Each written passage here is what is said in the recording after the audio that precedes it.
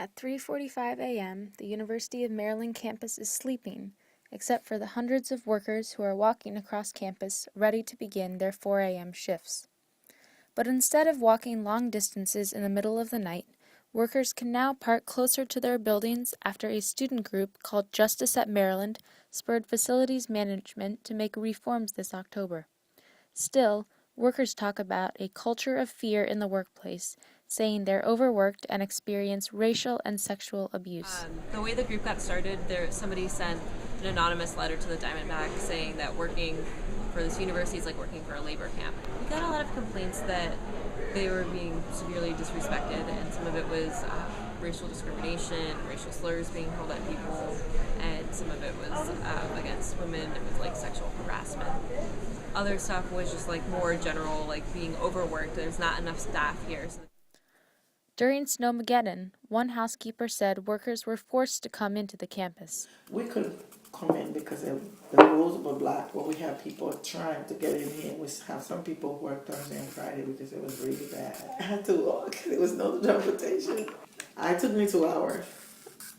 Almost 12 and a half. Freezing. It was snow. The road was blocked. Trees. People were sleeping in the hotel and walking over here because the food for the student, we went to emergency too. It was horrible. But an electrician, Don Mitchell, said the problems are nothing new.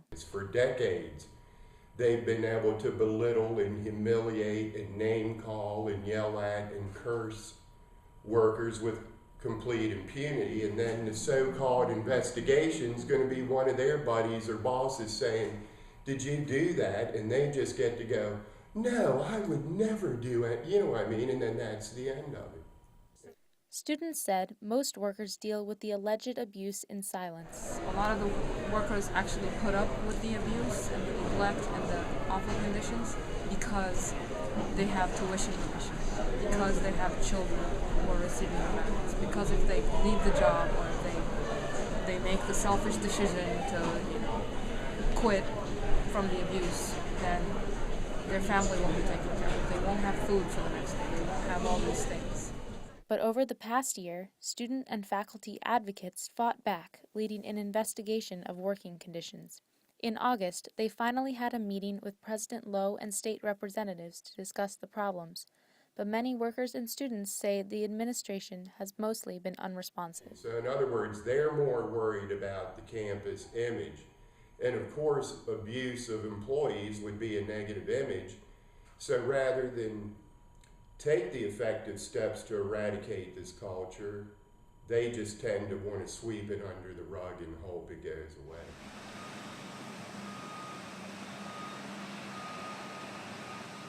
Still, the reforms have helped workers, especially ones with early morning shifts.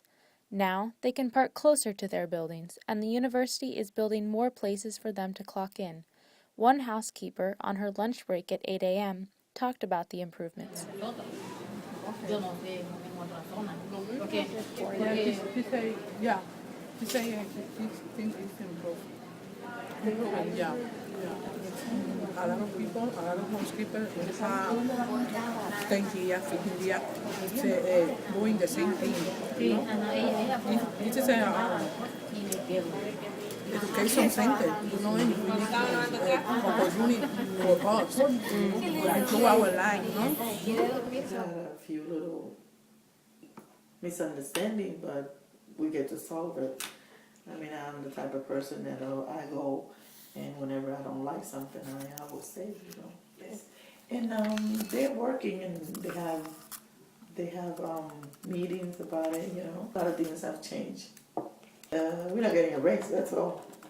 That's all. We don't get a raise for I don't know how many years. But Justice at Maryland members won't stop until each member of this university is given the respect he or she deserves. Yeah, those successes are just steps on the way, because they help, and they are very tangible improvements in the lives of people, but it still hasn't, I don't think, directly affected the structure between the workers who don't have as much of a voice as they should have and the bosses who are more invested in the money and the image of the university than they are the people who are here. And some of these people that are looked upon as maybe lowly and the least among us they need to reflect on what this world would be like and how filthy this campus would be if people weren't cutting the grass and,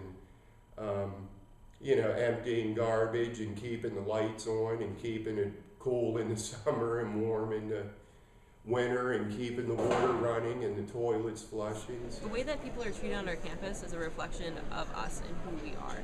Like, if you're going to be at this campus and your tuition dollars are going to be supporting this university, what does it say if that money is funding people being overworked and hurt on the job and disrespected, and we don't do anything about it?